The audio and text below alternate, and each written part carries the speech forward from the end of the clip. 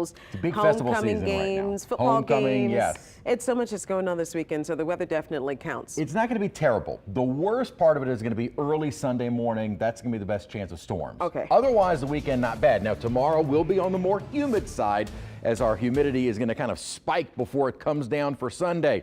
The system that we're watching out over the mountain west, this is going to bring us our cold front.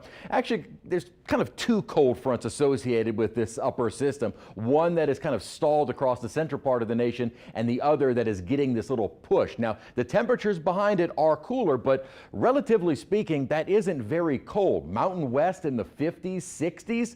This is not a particularly strong cold front. Now, as I said, this is kind of almost two-fold systems. That second little burst of cooler air is what it will push the front through. But as we've been talking about, the cold air stays north, so we will see a fairly significant drop in humidity for Sunday through the day and on into Monday.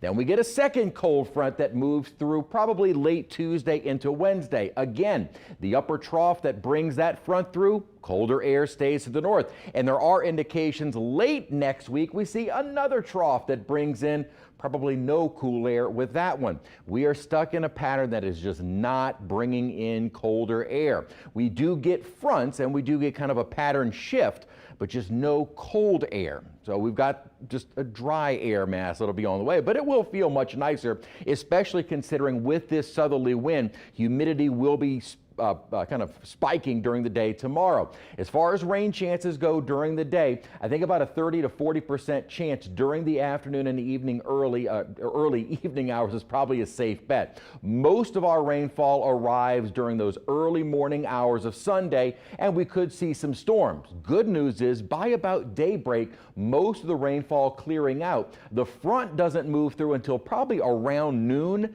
and that's when drier air immediately starts moving in. So through Sunday morning, I think we'll see the rainfall wrapping up, but still kind of humid. And then by the afternoon, clear skies and that dry air really making for a more pleasant feel.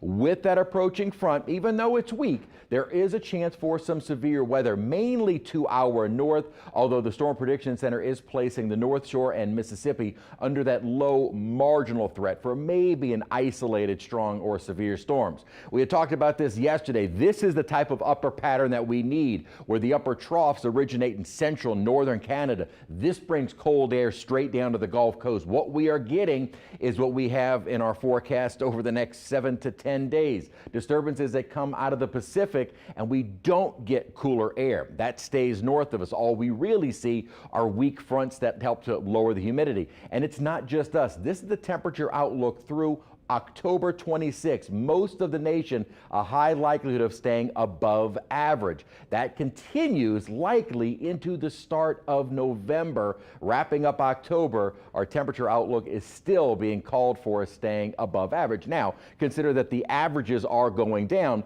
Above average could be a couple of degrees. If we can get into the lower 80s, that would feel a whole lot nicer. Clear skies outside right now. Again, it'll be a warmer day tomorrow than our morning storm Sunday. Most of that'll be gone by daybreak. 85, but turning less humid. Very pleasant Monday. We'll see a slight bump in temperatures and humidity Tuesday before what looks to be a much more pleasant feel next week.